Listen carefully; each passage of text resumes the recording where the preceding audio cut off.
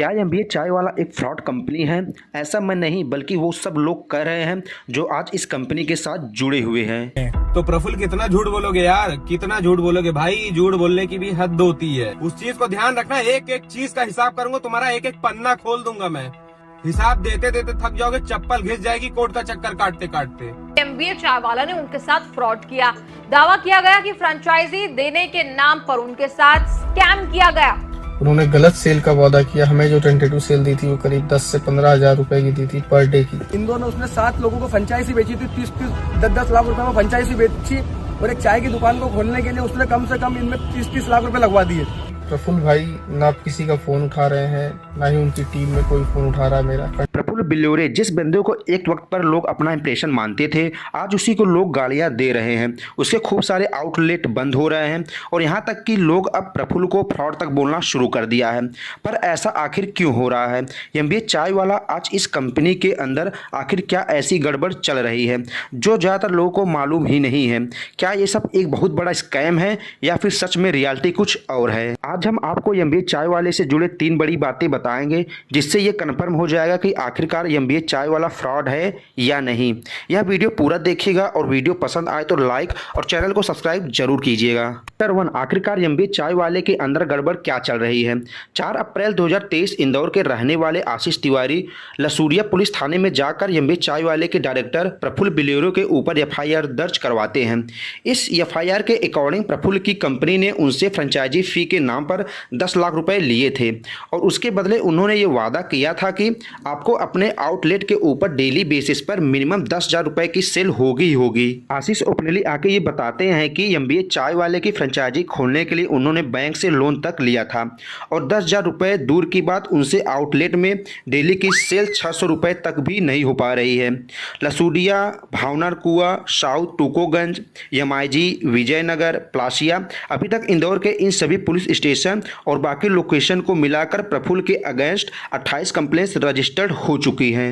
तन्मय चौकसी, भावनर कुआ के फ्रेंचाइजी के ओनर जिन्होंने 40 लाख रुपए लगाए थे, उनका आउटलेट बंद हो चुका है। इसी प्रकार से विनीत राय जो कि लखनऊ की फ्रेंचाइजी ओन करते हैं, जिन्होंने 27 लाख रुपए लगाकर अपनी फ्रेंचाइजी खोली थी, उनका भी आउटलेट आज बंद हो चुका है। फ्रेंचाइजी ओनर्स का यह कहना है कि उन सभी से फेक प्रॉमिस किए गए थे कि उनकी पर डे की सेल कम से कम 8 से 10,000 रुपए तक होगी ही होगी और इन सभी फेक प्रॉमिसेस के दम पर एमबीए चाय वाले ने उनसे लाखों रुपए फ्रेंचाइजी फी के नाम पर, रॉ मटेरियल कॉस्ट के नाम पर और यहाँ तक कि इक्विपमेंट लगाने के नाम पर ले लिए हैं।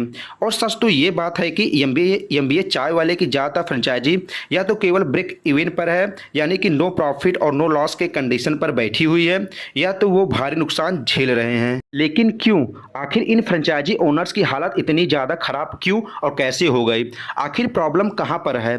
चैप्टर 2, इस प्रॉब्लम की पूरी जड़ कहाँ पर है? जब भी आप एमबीए चाय वाले का नाम सुनते हैं तो आपके मन में सबसे पहले क्या आता है? चाय आता है या प्रफुल्ल आता है? 90% के दिमाग में प्रफुल्ल ही आता है। क्यों? क्योंकि उसने अपनी पब्लिक इमेज इस तरीके से क्रिएट कर रखी है कि लोग उसे एक सोशल सेलिब्रिटी मानते हैं। इसके पीछे का एक बहुत बड़ा रीजन है, वो रीजन है प्रफुल्ल की कहानी। प्रफुल्ल ने अपनी कहानी इस तरीके से बताई है कि वो अपनी कहानी के अंदर एक बहुत ही वीक बैकग्राउंड से आने वाला एक बंदा दिखता है जो कि एक बहुत ही पावरफुल एक्शन टेकर है और हम लोग ठहरे भारत के निवासी, हम लोग उस बंदे को ज़्यादा सपोर्ट करते हैं जो वीक बैकग्राउंड के साथ साथ एक्शन टेकर भी हो। इस वजह से उसने अच्छी खासी फॉलोइंग क्रिएट कर ली है। लेकिन यहाँ पर एक प्रॉब्लम है, वो प्रॉब्लम यह है कि प्रफुल्ल की जो ज़्यादातर ऑडियंस है उसमें सिर्फ 10 से 15% ऑडियंस ही अर्बन पॉपुलेशन है और बाकी बची 80 से 85% ऑडियंस टीयर 2 और टीयर 3 की ऑडियंस है। लेकिन सच्चाई यह है कि सब लोगों को किसी न किसी तरीके का सोशल वैलिडेशन चाहिए होता है, सोसाइटी में रिस्पेक्ट चाहिए होती है। और क्योंकि प्रफुल्ल ने खुद को इस तरीके से मार्केट करता है कि वो एक मिडिल क्लास बैकग्राउंड से आने वाला बंदा जिसने बहुत सारे स्ट्रगल देखे हैं, जिसका एमबीए करने का सपना कभी पूरा नहीं हो पाया। इस बंदे ने एक सिंपल सी चाय बेचकर आज इतना बड़ा सोशल स्टेटस अचीव कर लिया है, जिस चीज़ को देखते हुए उसकी जो ऑडियंस है, उसकी ऑडियंस उसी को यह लगने लगा कि ये हम क्यों नहीं कर पा रहे हैं। प्रफुल्ल ने उसके दिमाग में यह सवाल डाला, जिसके बाद प्रफुल्ल ने उनके सामने 2 ऑप्शन रखे, या तो मेरी तरह स्ट्रगल करो या मेरी फ्रेंचाइजी ले लो। जाहिर सी बात है लोग उनका फ्रेंचाइजी ही लेना पसंद करेंगे। उसके बाद लोगों ने उनका नाम खरीदना शुरू कर दिया। इनफैक्ट प्रफुल्ल बिलेरो और उनके भाई विवेक बिलेरो ने दोनों ने पब्लिक के बीच में आकर यह बोल दिया कि वो लोग चाय नहीं बल्कि सपने बेचते हैं। लेकिन एक मिनट, प्रफुल्ल ने अपनी मार्केटिंग करी और लोगों ने उसकी फ्रेंचाइजी खरीदी। आखिर इसमें गलत क्या है? ये चीज़ तो सब लोग करते हैं। वेल देखो, इस चीज़ में जो चीज़ गलत है वो है एमबीए चाय वाले का बिजनेस मॉडल। चैप्टर 3, आखिर फ्रेंचाइजी पैसा क्यों नहीं कमा पा रही है? तो देखो, एमबीए चाय वाला 3 अलग अलग तरीके का मॉडल देता है। नंबर 1 कियोस्क मॉडल, जिसके अंदर 150 स्क्वायर फीट का आउटलेट खुलता है। नंबर 2 डाइन इन मॉडल, जिसके अंदर आपको 300 से 400 स्क्वायर फीट की जगह चाहिए होती है। And number 3 is laws model, जिसके अंदर 500 से 800 स्क्वायर फीट की जगह चाहिए होती है। 500 से 800 स्क्वायर फीट यानी कि लॉज मॉडल की एक पूरा सिनेरियो समझते हैं। एक लॉज मॉडल को सेटअप करने के लिए आपको 10 से 12 लाख तक की फ्रेंचाइजी फी देने की ज़रूरत पड़ती है। 15 से 20 लाख रुपए तक का इक्विपमेंट और इंटीरियर कॉस्ट देनी पड़ेगी और 7 से 8 लाख रुपए तक रॉ मटेरियल और दूसरे सामानों के खर्चे करने पड़ेंगे। यानी कि टोटल मिलाकर अगर आपको 800 स्क्वायर फीट का एक लॉज मॉडल खोलना है तो आपको कम से कम 40 लाख रुपए तक इन्वेस्ट करने पड़ेगा। मान लो तो किसी ने 40 लाख रुपए लगा दिए। अब ये 40 लाख रुपए के इन्वेस्ट को वापस निकालने के लिए आखिर किसी को कितनी मेहनत करनी पड़ेगी, उसका एक ब्रेक इवन एनालिसिस करते हैं। इस ब्रेक इवन एनालिसिस के अंदर उसको कम से कम 3.5 लाख रुपए प्रॉफिट चाहिए होगा और ये 3.5 लाख का प्रॉफिट निकालने के लिए उसे मंथली 5 लाख का सेल करना ही पड़ेगा।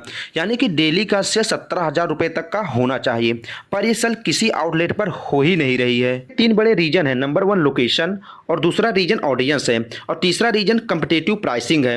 अगर आप एमबीए चाय वाला का मेन्यू उठाकर देखोगे तो आपको दिखेगा कि 75 से 90 रुपए के बीच एक चाय बेच रहे हैं। वहीं पर टपरी वाले 7 से 10 रुपए तक का एक कप चाय बेच रहे हैं। तो मिडिल क्लास वाले लोग 70 से 80 रुपए तक का चाय अफोर्डेबल नहीं कर पाएंगे। यही रीजन है कि जितनी भी एमबीए चाय वाले की फ्रेंचाइजी है या तो वो लॉस में चल रही है या वो धीरे धीरे बंद हो रही है। लेकिन जो अब सबसे बड़ा सवाल है कि अब इन सब के बाद आगे क्या होने वाला है? क्या प्रफुल्ल बिलेरो को जेल होगी?